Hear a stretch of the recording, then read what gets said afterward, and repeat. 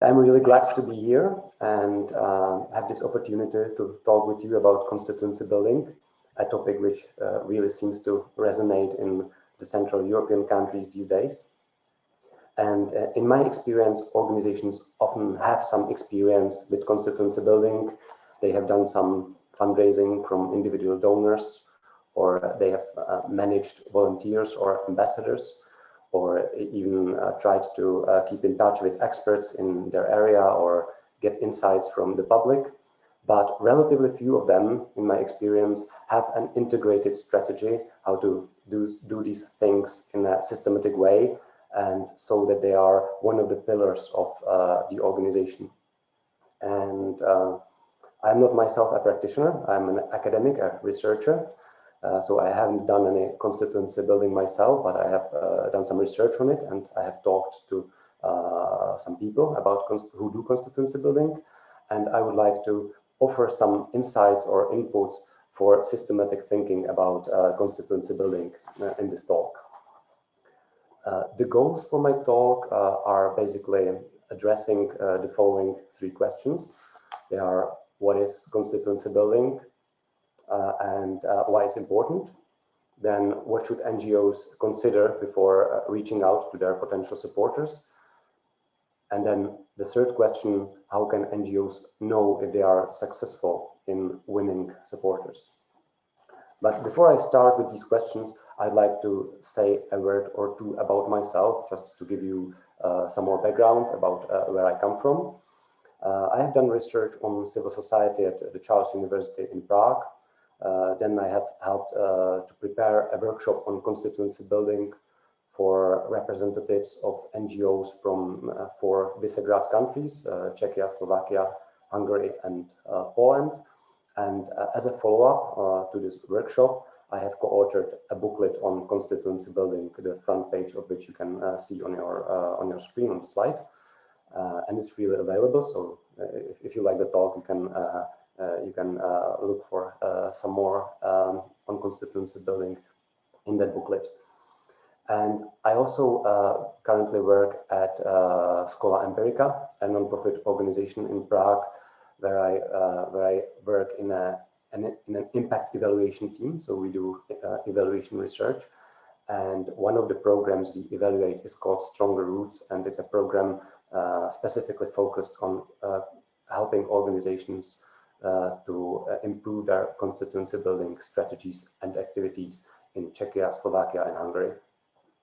So that's about myself, and I think we can start with the first question, which is what actually is constituency building, how we can analytically think about it, and why it's important.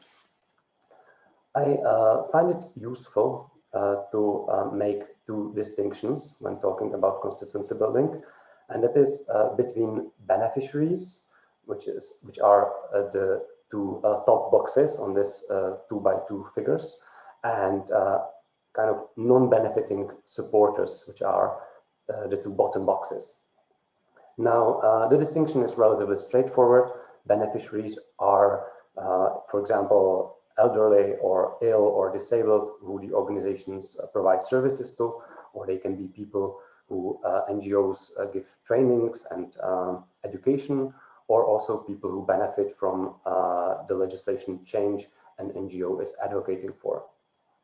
And then the supporters or non-benefiting supporters are people who don't directly benefit, but who share the same values and can provide moral or material support. Of course, the relationship to each of these groups is two-directional, or the process of building each of these constituency is two-directional. On the one hand, you want to reach out to them with some communication of your own, and on the other hand, you also want to be able to listen to those groups and learn about them and understand them. And then, to complicate things even a little more, there is also the general public with the same two-directional communication, and that kind of lays out the map of constituency building in my view. So there are, so to speak, 10 basic elementary building stones for constituency building strategy, 5 groups, direct and indirect beneficiaries, direct and indirect supporters, then the society at large or general public. And with each of these 5 groups, you need to think about how to reach out to them with your own communication and how to listen to them and get insights from them and learn about them and understand them. Okay, so that's kind of a map which I think is helpful for the start of the thinking process about developing a constituency building strategy. But why is it even important? Why should organizations focus on constituency building? Well, for one thing, there is this kind of long-standing reason. That's the first one, that the role of NGOs should be, or one of the roles of NGOs should be socializing citizens to political and civic participation and providing them with means of expression and participation. This goes back to Alexis Tocqueville and his testimony of the young democracy in America, which in his view was largely fueled by civil society organizations, associations and clubs. And he thought these were actually small universities of democracy, learning or teaching people how to communicate, how to reach consensus, and how to deal with also people with opposing views. And this is still true, but on top of that, there is another reason which is more current or contemporary. And it turns out actually that NGOs are more easily attacked by populists when they are not sufficiently rooted in their communities. And this is what we in the workshop, which I mentioned earlier in this presentation, called shrinking space of civil society.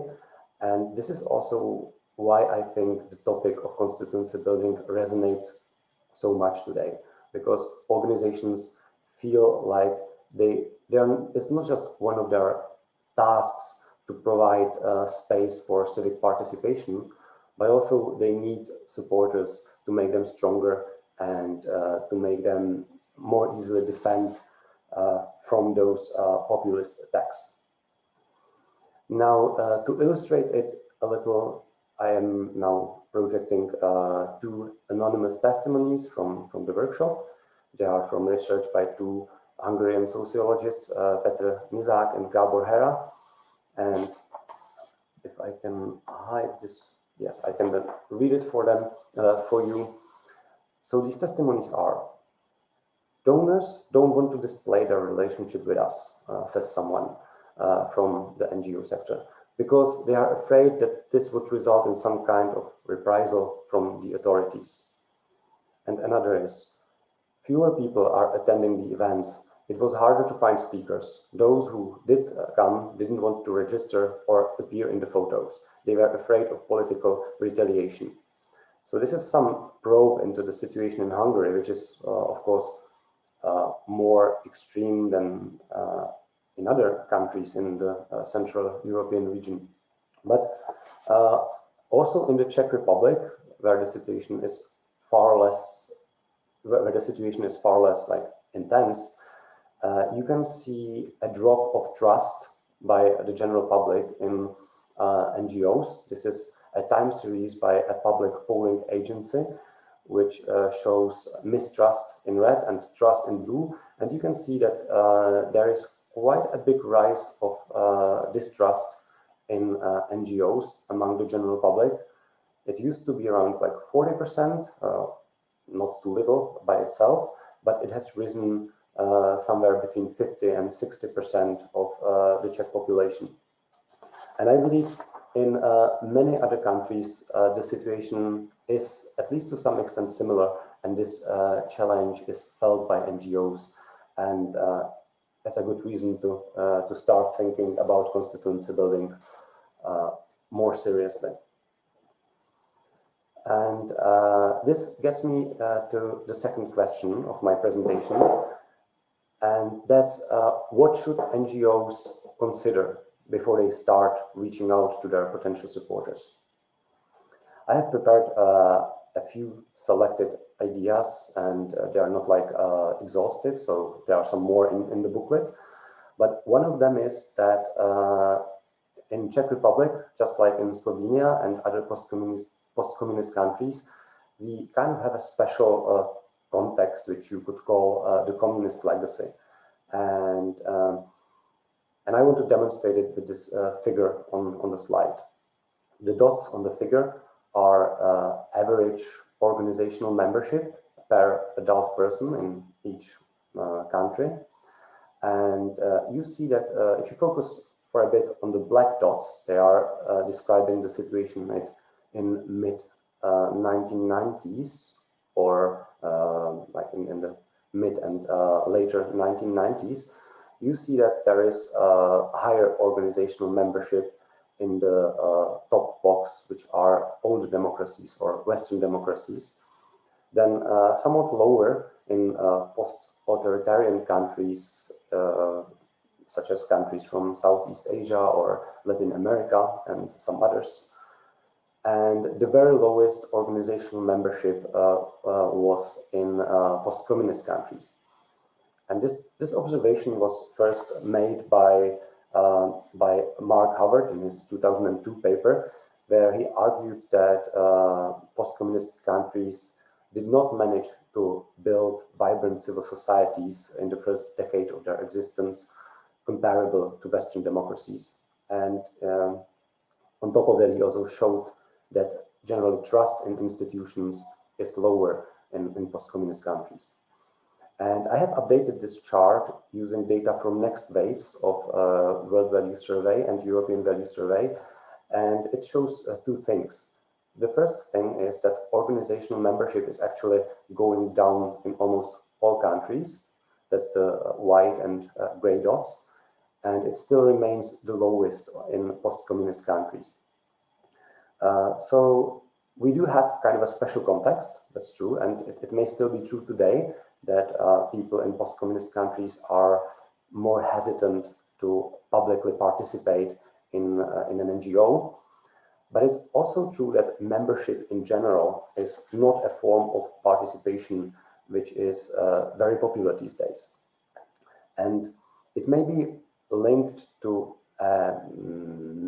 you could call it a mega trend of our time, which is individualization, resulting in increased individualism. And that is actually the idea of significant value of individuals' desires and needs, and these individual needs and desires often override the needs of the collective. And there are, of course, positive implications. It means that there is a greater variety of options which we today consider normal, which are accepted by the society.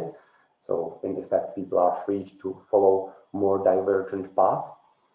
But regarding political and civic participation, it also means that people are less willing to kind of permanently link their identity to one cause, not to mention one organization.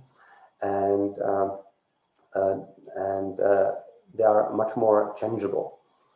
And in the booklet on constituency building, we call this temporality of constituency, meaning that long-term memberships are rare, supporters migrate through topics, and they kind of permeate through campaigns and organizations. And this is a challenge for organizations how to work with them.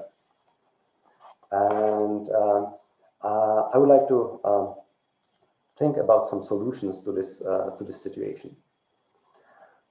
One of the solutions, and generally, I think, in post-communist countries, it pays off to talk to people from environmental organizations who have mostly been the first ones to deal with this topic of constituency building more seriously in our region. And one of the ideas they have developed is offering a low threshold for participation, something much lower than becoming a member, and then offering opportunities for deeper participation or engagement to those who want them. One of such models is on the picture. as the engagement pyramid. And that's an idea of kind of a stepwise procedure where you can engage your your supporters by individual steps, starting with observing, then following, endorsing, contributing. Then they gain ownership of some of the topics and even take leading roles. An alternative view is that you offer not kind of a series of steps, but more divergent path where different forms of participation may be more suitable for different supporters. But the general idea is that it's no longer true that one size fits all, and organizations need to be able to offer different forms of participation. Related to this, it should also be made obvious to supporters that it is only fair and legitimate to opt out from active engagement after some time. And some organizations even have documents such as volunteer work cycle, where they explicitly show that it's okay to participate just for some time and then maybe discontinue the participation. And this open, transparent approach, and this is useful because then the supporters who stop participating are more likely to maybe rejoin sometime later in another stage of their life when they want to get engaged again, because they feel like it was okay to stop participating for some time. And last thought related to individualism is that organizations should develop forms of participation which promote sense of ownership and individual expression. These can be things like starting a hashtag or providing tools to contact politicians with kind of personalized messaging, or even such small things as using different like buttons in social media to enable people to express their priority or preference by kind of taking a survey by selecting one of these like buttons. Right, that's something that organizations do quite often these days, and it seems to work fine. And then there is this interesting quote by one senior activist from Czech Greenpeace, who I talked to during a student research project with my students, and he told us about the transformation that Czech Greenpeace was undergoing in that time. And let me quote, he said, "I guess we don't want to be seen as heroes anymore, saving the planet for those people," meaning the constituents, "but rather as a support team, helping those people to save the planet themselves. We move from being heroes to being tutors to others to become heroes." And I think this is a nice insight of what constituency building could be about these days, about sometimes putting oneself in the second place and allowing the supporters or the constituents to be in the spotlight. Of course, I understand that you sometimes also need to make yourself the heroes and make it obvious that your work is valuable, for example, to donors. But the idea is that at least sometimes you also allow the supporters to take the main role. Now, this is related to the discussion about how technology is working, is changing civic participation and political participation. It's a big chapter, and we have limited time here. So I only say this: social media have introduced a big change in the sense that NGOs no longer hold monopoly for organizing civil society. Right? If you think of the social movements of 1950s through 1970s, the golden era of new social movements, then the civil rights movement in the US was all about Black community churches, and the second wave feminism was largely enabled by many women's organizations which sprang up in the US through 1960s. So organizations were the backbone of these social movements. But today, social media are not just a tool for communication, they are also a tool for self-organizing. So individuals can bypass organizations, such as in the Arab Spring, or in Occupy Wall Street, or in the Indignados movement. And this basically means that organizations have to show their added value when they want supporters to connect to them. And some ideas about how this can be done are presented in the book by Hymans and Timms, New Power, which you can now see on the slide. And they argue, they frame this whole change as shift towards what they call new power. And they say that the goal with new power is not to hoard it, but to channel it.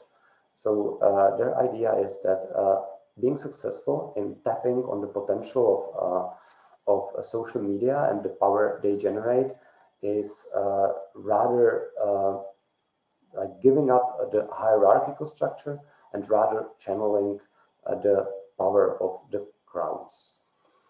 And I'll just mention 3 features related to this, which they abbreviate with the acronym ACE. They say that the actions in order to tap on this new power should be actionable, so people can express themselves and I guess that's the good way to put it. They can express themselves. They also like to feel connected to others, and they also like to be provided tools which they can further work with and creatively change to express themselves. That's the extensible feature. Okay, so that's on how social media are changing the scene. And now a slightly more difficult idea maybe, and that is that when you decide to do constituency building, then of course you need to internalize the importance of it. And then you also need to decide what kind of constituency building you actually want to do. And my point here is that this is often not just about changing the way how you communicate to your supporters, but it may also be about changing much of what you do as organization and how you work as organization. I'll get a bit more theoretical here, but I think there are 2 views of the role of civil society, to simplify things. One of them is that NGOs should be the mediators or amplifiers of citizens' voices, and that NGOs gain their legitimacy by representing people. And the other view is that NGOs can also gain legitimacy elsewhere, because their goal is also to disrupt unhealthy social relations and challenge the society and maybe bring up important questions which are too unpleasant for both the political elites but also for the society. And by doing this, NGOs can drive social change and push the entire society to become its better self. And I think both these views have merits. Even if the second one may sound a bit elitist, I think it's still an important role of civil society, but they should be in balance. And the thing with many today's organizations, which are often fairly small, professionalized, is that they see themselves either explicitly or implicitly in the second role. But relatively few of them try to be the hub for democratic discussion, kind of collecting insights and fears and concerns from different groups of people. And I think this is a really important part of constituency building, because if liberal democratic NGOs don't do it, if they don't provide this platform for people to have these debates, then other political subjects like populist subjects will. And finally, the third question, I hope I still have time, I'll try to be quick about the last section, and it's about how NGOs know if they are successful in winning supporters. We often hear people talk about impact of different activities, including constituency building. And I will start with this because while measuring impact or understanding impact is important, it's also extremely difficult to do correctly. This picture shows the way how measuring impact is done correctly. It's an example of people looking for a job. And the idea here is that at the beginning, you split the people into two groups randomly so that they are as similar as possible. And then one of them gets some intervention and the other group doesn't get the intervention. And so it's a control group. And you learn about the impact by comparing the outcomes in these two groups. The thing is that more often than not, there is no control group easily available. So people tend to just follow the top path on this chart. They just tend to look at the development in time of the intervention group, and they interpret it as impact. And I would warn against this because things tend to change for other reasons, not just because of your activities. So this can be really tricky to interpret this as impact. Nonetheless, it can be useful to follow and monitor some trends, and I have picked a few which we try to monitor in our evaluation projects. We look at the number of fans or followers on social media. We also look at the engagement on social media, then number of regular donors, total donations, number of people on the mailing list, and open rate if available. And these probably have come as no surprise. They're probably something you have also considered or do.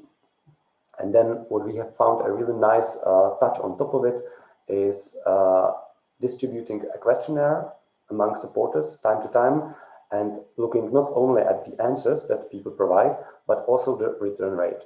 Because here the idea is that if we really are building stronger relationship with our supporters, then it should manifest in their willingness to take a few minutes and answer the questionnaire. So the return rate, the number of people who respond, is maybe a nice measure if you are getting a stronger link to your supporters.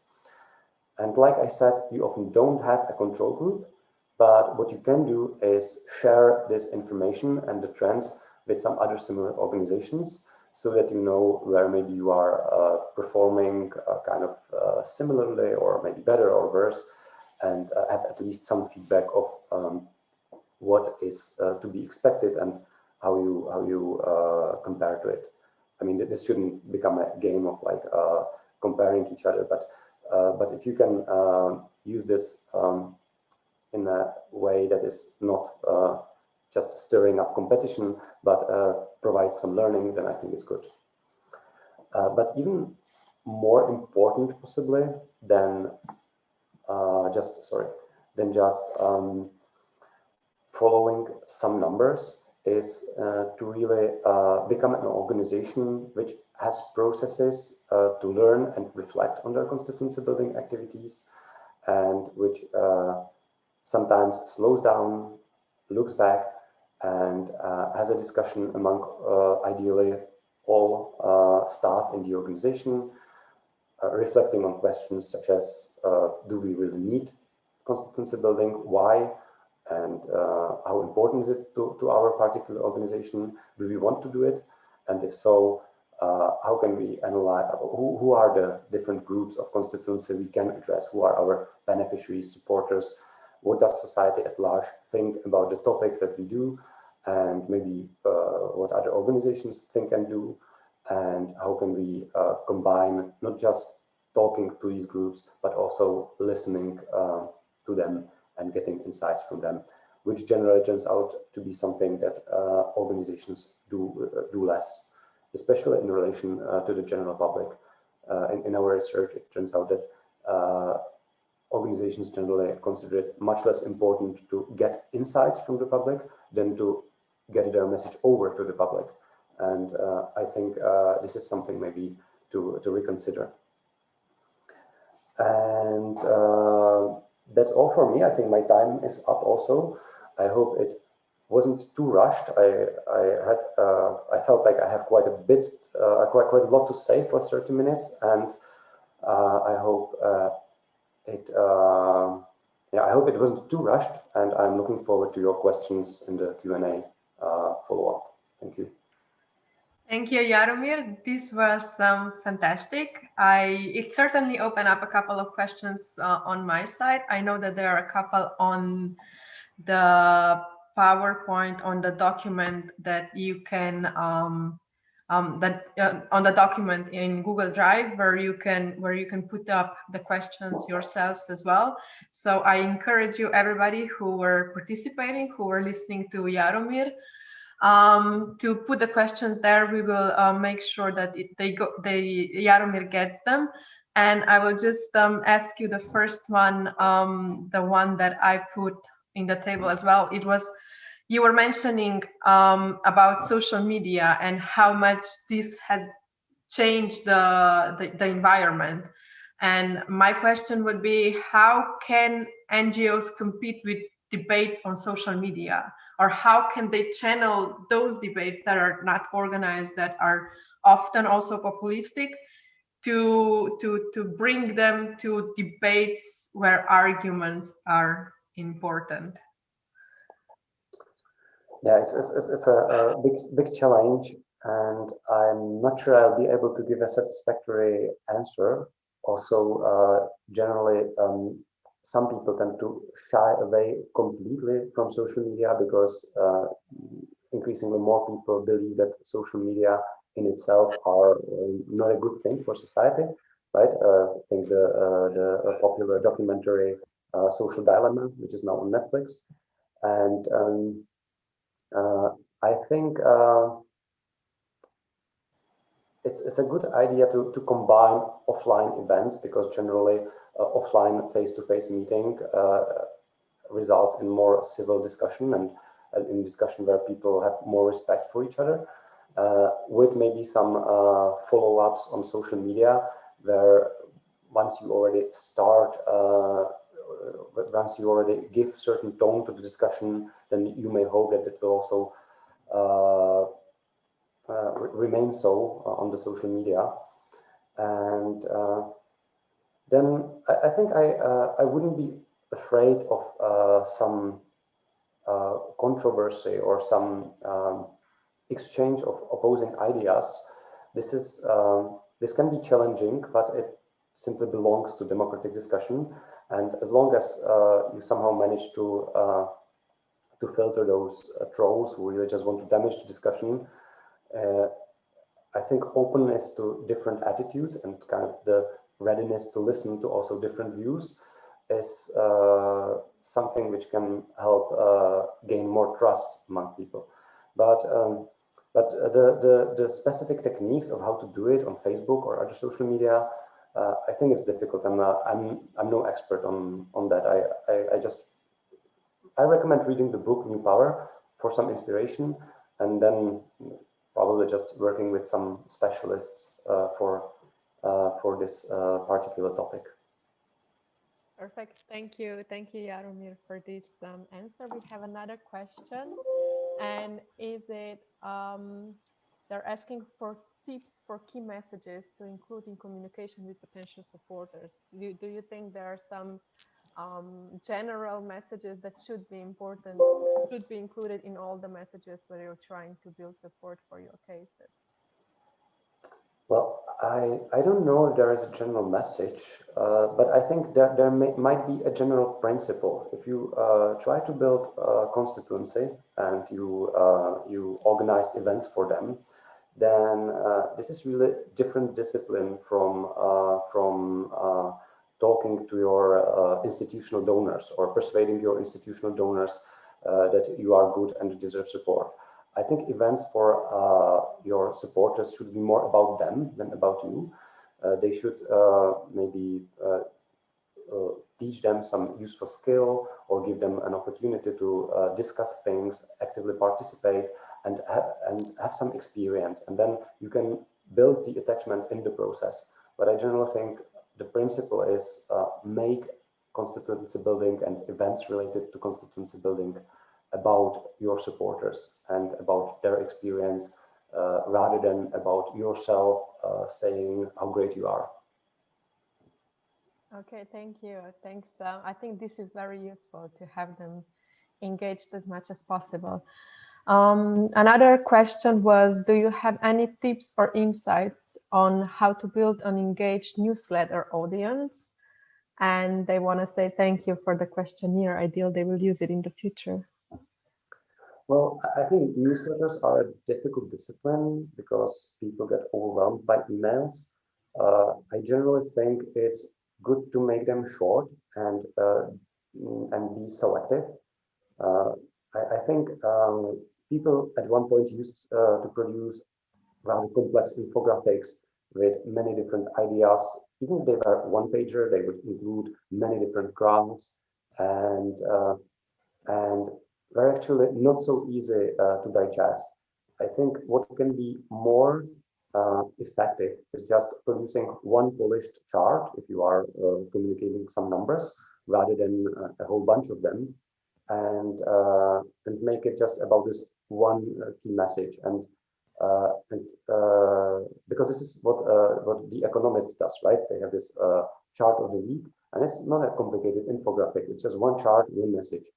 And I think it's a principle that you can also use in your newsletters. Make it kind of easy to digest for today's users who get overwhelmed by so many things. So when they are clicking your newsletter, I think most of them will just have a few minutes. So I would just focus on just maybe one message and then one invitation to some event. And then, of course, you can provide links to further details and further reading. And about the questionnaires, definitely keep the questionnaire short. I mean, really short. Like when we do questionnaires for supporters, they're like 3 or 5 minutes. We just ask maybe 2 questions where they select from a range of options, and then 1 or 2 open-ended questions where we are interested in their in them formulating their own answers, and that's basically it.